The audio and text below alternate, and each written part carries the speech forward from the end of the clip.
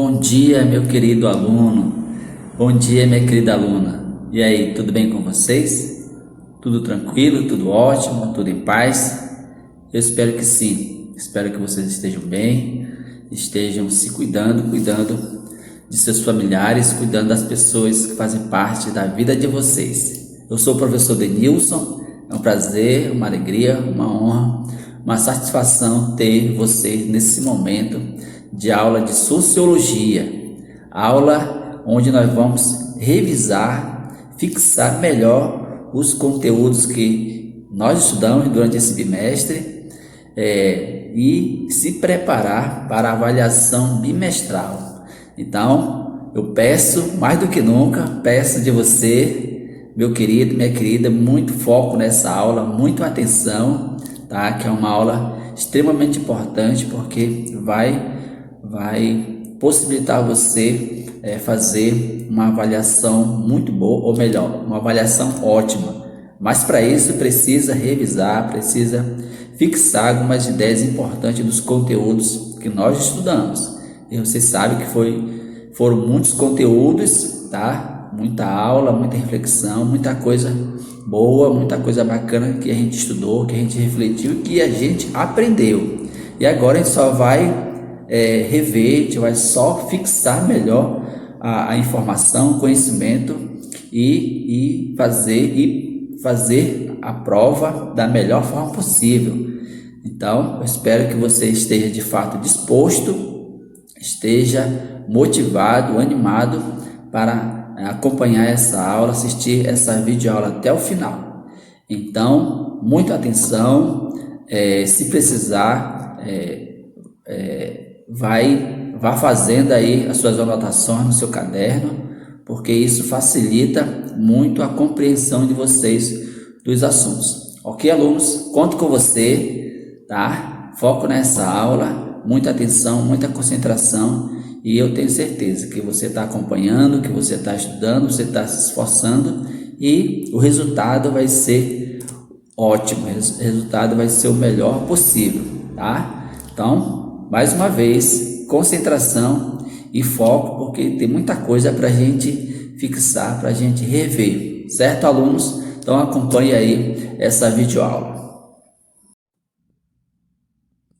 Fixação dos conteúdos para avaliação bimestral. Professor Denilson Batista.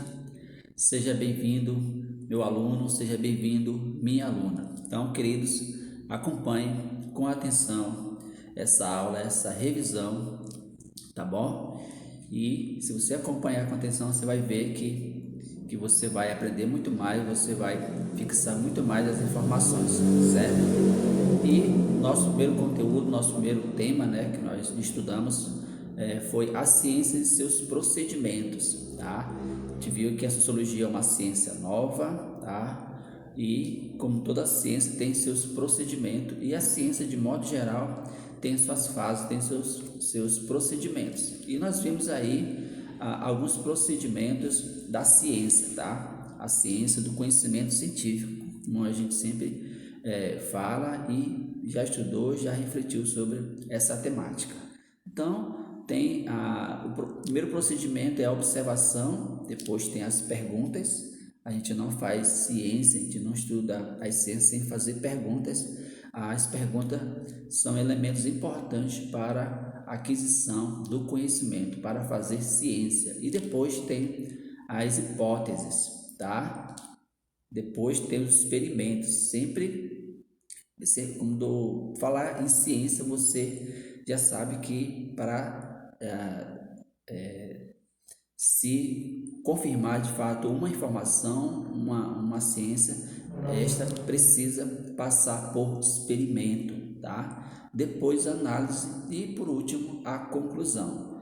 Perceba aí que a ciência ela tem seus procedimentos, em outras palavras, tem o seu método, o seu caminho para se chegar ao conhecimento científico, ao conhecimento de fato verdadeiro, certo, alunos?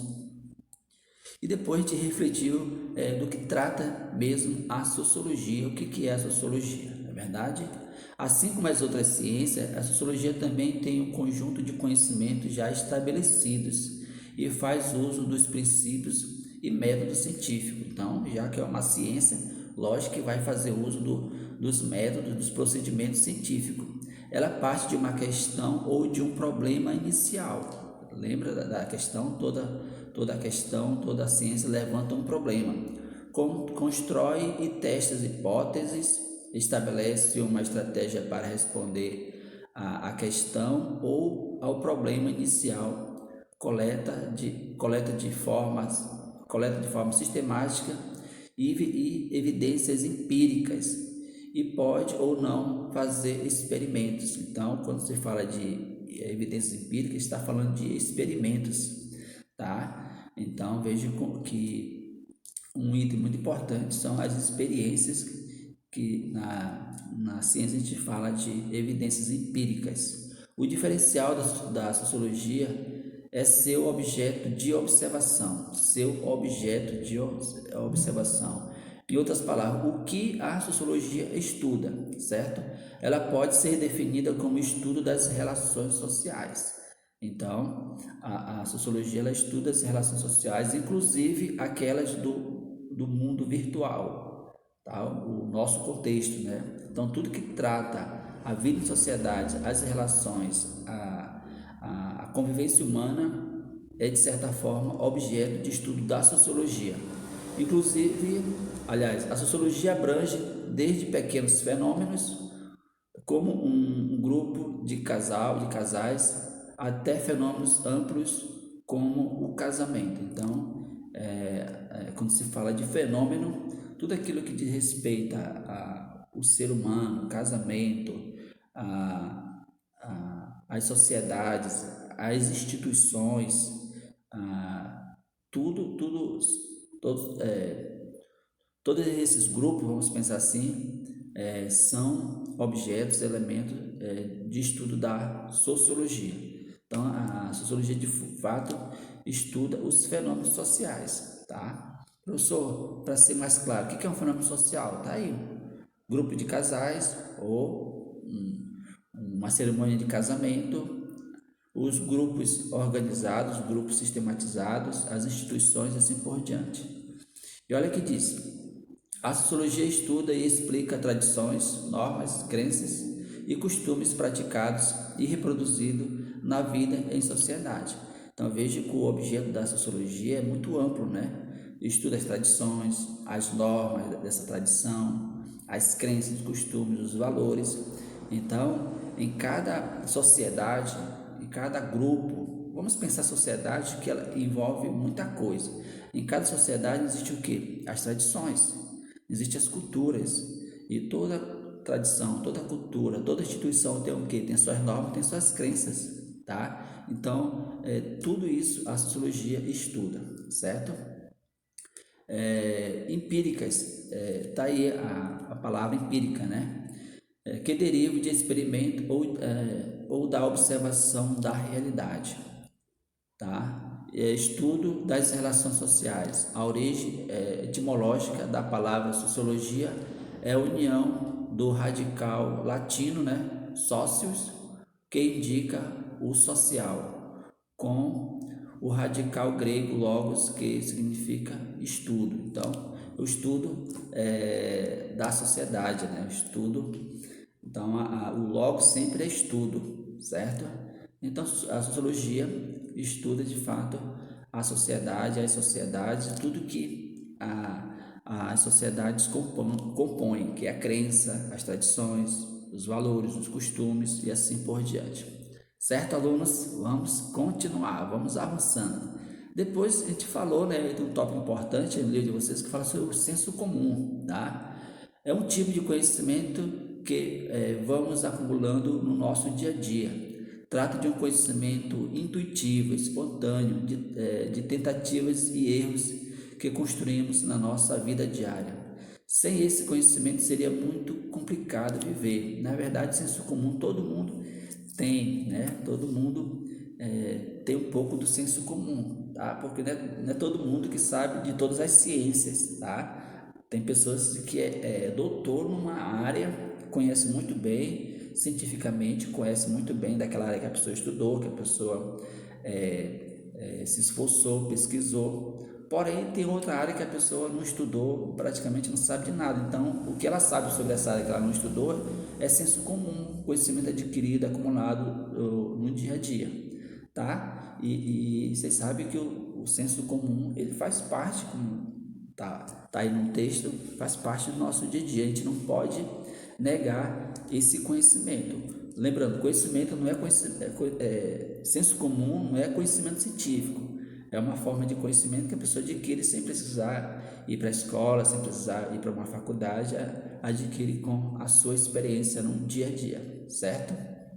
Vamos avançando e nós falamos dos paradigmas, né? E aí nós vamos entrando aos poucos nos teóricos da sociologia, as pessoas que pensaram essa ciência, essa nova ciência. E vocês sabem que a sociologia nasceu no século XIX, no contexto da Revolução Industrial, né? Como a gente bem já frisou, como a gente bem já discutiu, a sociologia nasce no momento de transformação da sociedade, tá? Onde o sistema capitalista estava firmando as suas bases, tá? O povo que morava na zona rural vem para a cidade em busca de melhores condições de vida e as cidades se formam de uma forma muito desorganizada e todo mundo agora, as pessoas antes moravam separadas, agora estão todos na mesma cidade, sem estrutura. Então os teóricos da sociologia vão pensar o ser humano vivendo nessa sociedade, com um novo sistema organizacional, com novos paradigmas. O sistema capitalista está cada vez mais se efetivando, então precisa pensar essa nova sociedade que está surgindo. Daí, desse contexto nasceu a sociologia para, de fato, pensar como esse homem, esse indivíduo agora vai viver nessa nova cidade, nesse novo modelo, certo? E aí vai aparecer os filósofos que são os considerados os pais da sociologia, né? Sobretudo com o Emile Durkheim, Max Weber. Tá? Então eles vão pensar essa nova estrutura. E aí a gente viu alguns modelos, né? Paradigmas são alguns modelos, como cada pensador, como cada teórico pensou essa nova sociedade. E Durkheim falou sobre a estrutural funcionalismo, certo? Que diz o seguinte: a sociedade funciona como um sistema ou como um organismo, com partes interrelacionadas trabalhando juntas para manter sua estabilidade e sua solidariedade. Então, ele pensa a sociedade como um organismo, certo? Um organismo que esses organismos precisam estar bem relacionados para poder a sociedade funcionar bem como um todo, tá? Só você imaginar uma sociedade, para ela funcionar bem, ela precisa que todas as suas instituições estejam funcionando bem. Exemplo, por exemplo, uma sociedade como a nossa atual. Imagina se não tem a educação, não tem o ensino técnico, não tem um ensino para formar os médicos, os novos profissionais da área da educação, todos os profissionais que a sociedade existe. Então, essa sociedade ela vai estar mal porque está faltando uma dimensão muito importante, que é a dimensão educacional. Precisa formar profissionais para o mercado de trabalho, precisa formar profissionais para atuar nas mais diversas áreas que existem. Então, olha a visão de Durkheim como ela é importante. Depois tem o conflito social na visão de Karl Marx. Karl Marx vai dizer que numa sociedade capitalista o conflito social vai sempre existir, tá? Isto é, vai ter a burguesia, as pessoas que detêm o poder, tá? E vai ter o proletariado. Então, essas duas classes, na visão de Karl Marx, vai estar sempre em conflito, tá? E é a partir desse conflito que vai gerar as transformações, as mudanças. Então, você já percebeu que muitas mudanças acontecem na sociedade por conta de as pessoas, a sociedade como um todo, exigir do governo, fazer algumas classes trabalhadoras fazerem greve para poder conseguir seus direitos e assim por diante. Então, olha só como a visão de Karl Marx faz sentido, né? Faz sentido. Então, o conflito social, na visão dele, vai sempre existir nessa perspectiva de que essas duas classes, a burguesia e o proletariado, vão estar sempre em conflitos. Depois temos o internacionalismo simbólico na visão de Max Weber, que diz o seguinte: a sociedade e as instituições são frutos de interações interpessoais. Então, a sociedade é fruto da interação, da relação entre as pessoas, certo? A gente não pode pensar a sociedade sem indivíduos, sem pessoas se relacionando, não é verdade? Depois tem a teoria também da ação social, que diz o seguinte: as estruturas sociais são criadas por meio das ações individuais e das interações. Lógico, se existe as instituições, os grupos organizados, é porque existem indivíduos, e esses indivíduos eles se unem, vamos pensar assim, eles formam um contrato para poder formar o seu grupo, formar as instituições que existem. E de fato, numa sociedade como a nossa agora, a nossa sociedade está muito bem estruturada, certo? Tem várias instituições, tem as igrejas, tem as escolas, tem a família, que é uma instituição que é objeto de estudo da sociologia, que a gente vai ver mais à frente sobre o indivíduo vivendo nas instituições e nesses grupos organizados, certo, turma? E nós vimos também a metodologia do ensino social da sociologia. As metodologias de pesquisa estabelecem critérios para reduzir a chance de conclusões baseadas em erros. Diferentes intenções necessitam de diferentes metodologias. Então, como toda ciência, como toda ciência tem a sua metodologia, a sociologia também tem, tá? A metodologia é para, de fato, eliminar os erros, tá? E o cientista social, vamos pensar assim, o cientista social vai, de acordo com o seu projeto de pesquisa, de acordo com o seu tema, vai aplicar a melhor metodologia para fazer os seus estudos. Ok, turma? Vamos avançando. As pesquisas orientadas pela metodologia quantitativa, aqui nós vamos abordar apenas duas metodologias. A quantitativa traduz fenômenos em dados numéricos, que podem ser explorados estatisticamente e produzir resultados generalizáveis para uma população maior.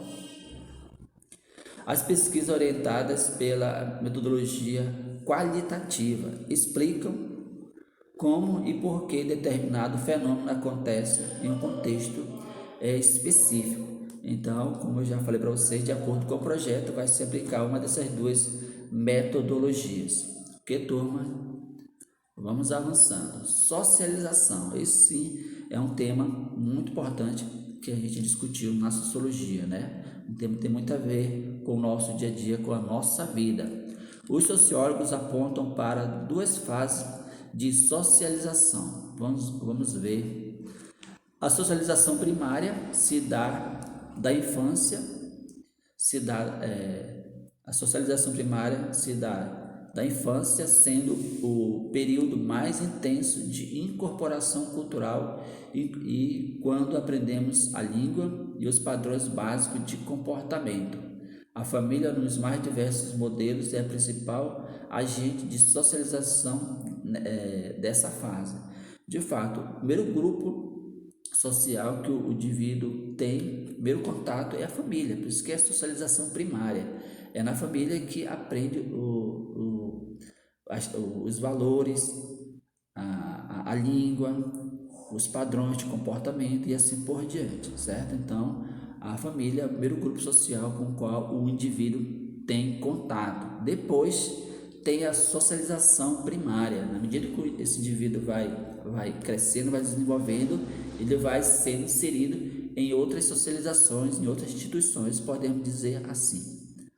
A socialização secundária inicia da infância e vai até a maturidade.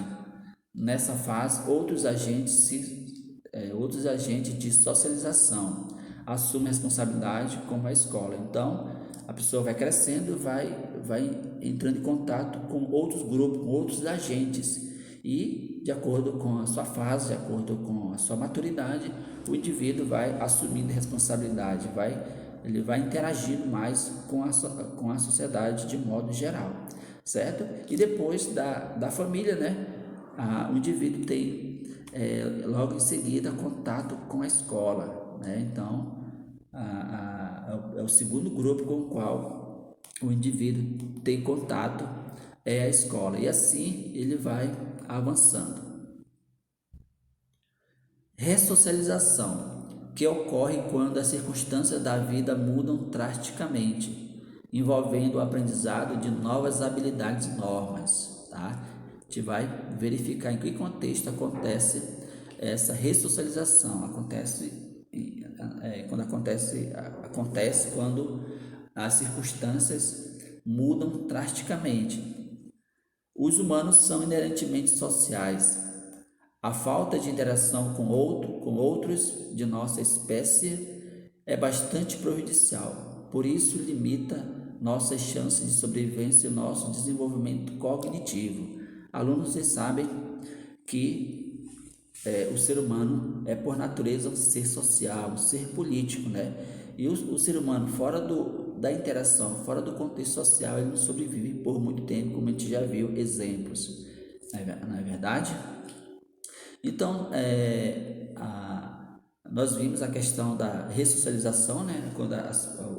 Só para enfatizar melhor essa ideia, quando o indivíduo, por exemplo, ele comete alguma ação ruim, ele é preso. Então lá ele vai acontecer uma coisa drástica, tá? Só para pegando o termo lá do contexto que nós estamos falando.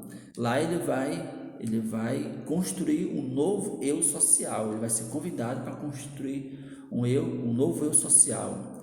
É como se ele fosse preso para ele rever o modo de vida, para ele até mesmo se arrepender das suas ações e reconstruir um novo eu social para poder esse indivíduo estar preparado para viver em sociedade novamente.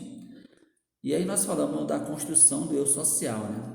Não nascemos com um eu social, mas desenvolvemos por meio da interação com os outros. A ideia de que o ser humano é um ser social. O eu social se forma quando entendemos e respondemos aos valores sociais de nossa comunidade. De fato é isso mesmo, né? A pessoa vai construir o seu social na medida que ela aceita, acolhe os valores do contexto no qual ela está inserida.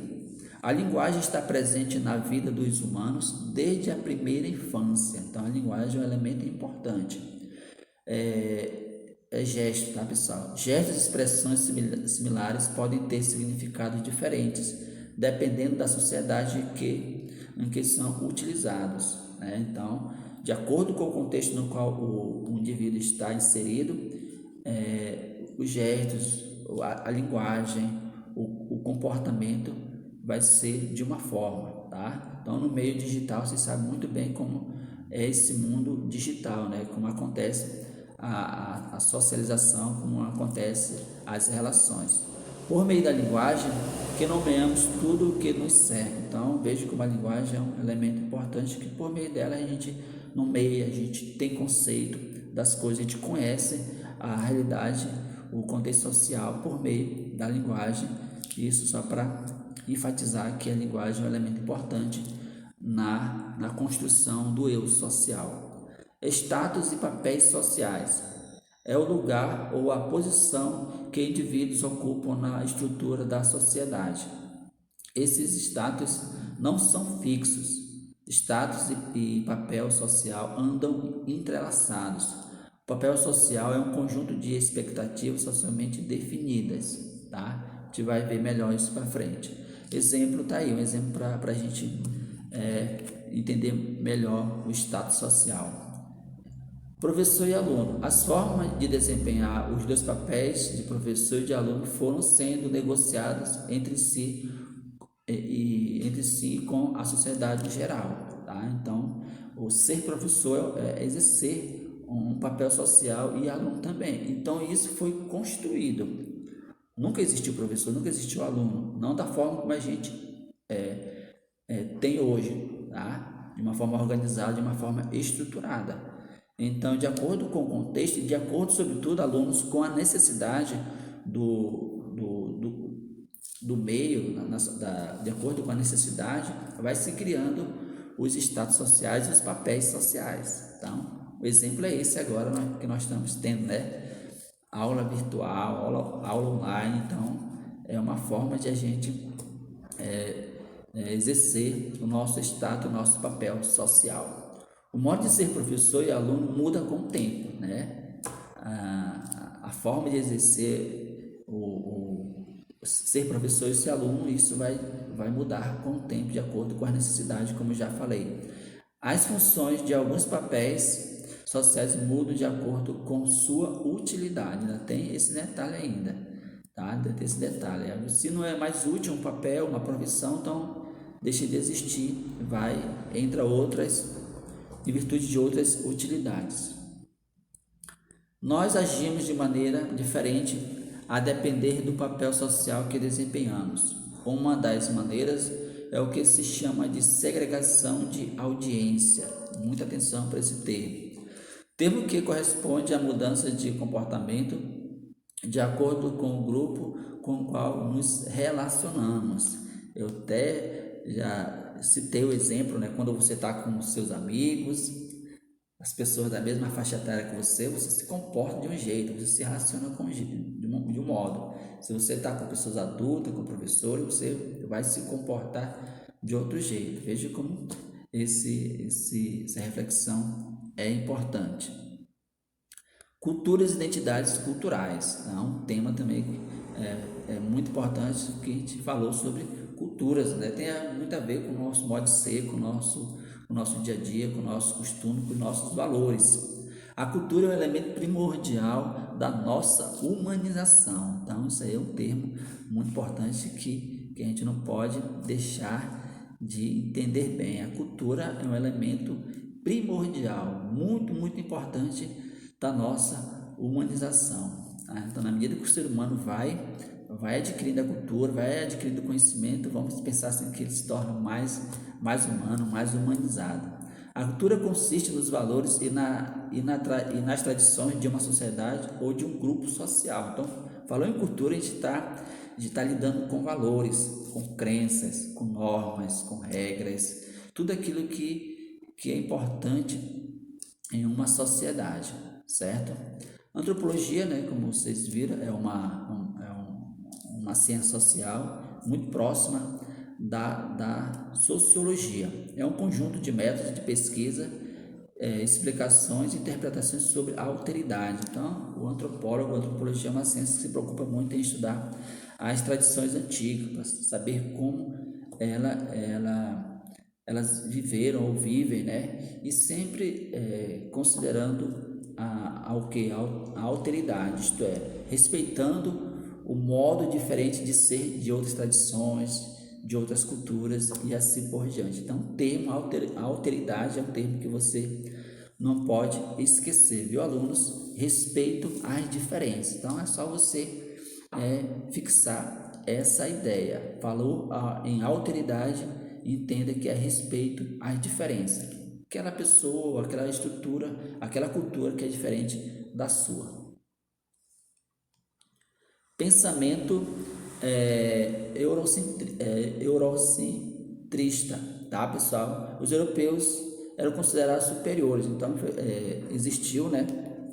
Existiu esse pensamento e hoje, de certa forma, ainda existe em algumas mentalidades que os europeus querem ser os povos melhores do que outros povos. Infelizmente, isso predominou bastante em algumas mentalidades, isso ainda predomina. O fenômeno do etnocentrismo, que nós discutimos também, outro termo importante, onde uma cultura, uma tradição se acha superior, se acha melhor do que outras, se acha no centro, se acha no centro, se acha melhor e, portanto, estar no centro, numa posição de superioridade em relação às outras e às outras tradições, às outras culturas. Devo dizer para você o seguinte: não existe cultura melhor ou pior que outras, tá? Não existe, não. Esse termo a gente precisa de fato superar. Cultura é cultura, cultura é valor, é tradição, norma. Não existe uma cultura melhor que a outra, certo? É necessário interpretar os grupos sociais em seu próprio contexto. Então, para a gente não correr o risco de ser preconceituoso, a gente precisa entender cada grupo, cada cultura no seu contexto. Toda cultura tem sua lógica e coerência interna, tá? O relativismo cultural defende que uma cultura só pode ser compreendida considerando seu contexto e suas tradições, tá? É nesse sentido. Mais uma ideia para reafirmar que a gente precisa entender cada cultura, cada tradição no seu contexto. Se a gente for entender, querer entender as outras culturas, que é diferente da nossa, a partir dos nossos valores, do nosso contexto, a gente não vai conseguir entender, certo? Aí nós falamos da cultura material e da cultura não material. Cultura material, os objetos físicos que criamos, né? Eu já falei para vocês, dei o exemplo da cruz, né? Expressa a cruz expressa uma cultura, uma crença, uma religião. Então, cultura material. Cultura não material são ideias, idiomas, forma de falar, modo de vida, valores, crenças, tá? A cultura contribui para o funcionamento de uma sociedade. Então, de fato, né, uma sociedade como a nossa precisa estar de acordo com as suas tradições, com suas culturas, tá, para poder funcionar bem. Estudo etnográfico, descrição da vida social e da cultura de determinada sociedade. Então, que estuda um contexto num espaço geográfico, tá? Por isso que é estudo etnográfico. Sociabilidade diz respeito ao estabelecimento de relações sociais de maneira espontânea, né? Sociabilidade. A apropriação cultural ocorre quando membros de determinado grupo adotam elementos específicos de outra cultura. Então, você gosta de se apropriar de outros elementos simbólicos de outras culturas. Entenda que quando você estiver fazendo isso, você está fazendo a apropriação cultural, certo? Como penteados, adereços, forma de se vestir e até as gírias, certo, turma? A sociologia do gosto cultural. O estudo da cultura tem como objetivo observar aspectos como a forma, o conteúdo e os efeitos dos elementos simbólicos sobre a vida social. Diversas maneiras de compreender a cultura de acordo com o tempo e a época. De fato, né, a sociologia lida com isso mesmo, lida com esse aspecto de entender a cultura de acordo com o tempo e época, certo? De acordo com os gostos das pessoas também. No campo da estética, as pessoas estão relacionadas ao seu capital cultural. Nosso gosto por determinada expressão cultural como uma maneira de se posicionar socialmente e de obter reconhecimento e prestígio. São padrões que são simbólicos, são reforçados pela interação social. Então, muitas vezes a gente vê um estilo de vida, um modo de ser de determinado artista, pessoa famosa, a gente quer, às vezes, copiar. Então, passa pelo campo da estética também, pelo campo do gosto. Olha como isso é bacana. De acordo com Pierre Bourdieu, capital cultural se refere a uma riqueza simbólica, né, que é desigualmente distribuída. Ela é acumulada e transmitida de geração em geração. Traz poder a quem a detém, instigando o desejo consciente ou não de se distinguir dos demais. O capital cultural pode aparecer de três formas, tá? Vamos ver essas três formas aí que a gente já viu, né? Fruto da socialização prolongada, que garante a alguém, por exemplo, dominar uma língua estrangeira pode, desde a infância, porque morou no exterior. Então, se a pessoa tem o domínio de línguas estrangeiras, então, do ponto de vista cultural, a gente entende que essa pessoa tem conhecimento de língua, então ela vai exercer um papel melhor na sociedade, tá? Vai influenciar até outras pessoas. Por meio da posse de bens culturais, como obras de arte, livros, etc. Então, as pessoas que têm bens, né, os bens culturais, ela entende que, do ponto de vista da sociologia, ela tem um capital cultural, tá? Um poder simbólico, sob a forma institucionalizada, com diplomas e vínculos nos mercados de trabalho mais disputados. Então, você sabe muito bem, a pessoa que tem um curso de nível superior, entende-se que ela está melhor preparada para o mercado de trabalho, tá? Tudo isso se refere ao capital cultural, ao que Pierre Bourdieu aborda, né? Capital cultural. Em outras palavras, é conhecimento. Quanto mais conhecimento a pessoa tem, a gente pode dizer que mais cultura ela tem, mais influência ela vai ter na sociedade. Uma posição melhor ela vai ter também na sociedade. Eu coloquei os símbolos aí, né? Riqueza de conhecimento, né? Então, como eu já falei para você, tem um filósofo que diz que conhecer é poder. Dominar uma língua também dá um poder, dá um prestígio, para a pessoa. E forma institucionalizada, né? A pessoa, como eu já enfatizei, tem um diploma, fez um nível superior numa instituição, então ela vai exercer um papel na sociedade, vai ter influência e ela tem capital cultural, tem conhecimento. Muito bacana essa ideia. Essa ideia é do Pierre Bourdieu, que ele fala sobre o capital cultural, certo? Cultura e globalização. Em termos gerais, o conceito de globalização se remete à ideia do desenvolvimento de economias sem fronteiras, ou seja, de um comércio global. Isso é em ideia geral, mas na perspectiva sociológica tem um outro sentido. Em um contexto sociológico, no entanto, a globalização não ocorre apenas em um plano econômico, mas também nos planos cultural, social e ideológico, né? Então, na verdade, a globalização ela afeta toda a nossa vida, não tem como a gente negar esse fenômeno, essa realidade, tá? Então, tá aí, eu acho que basta você entender bem essa ideia, tá, alunos? Entender bem essa ideia que a globalização ela,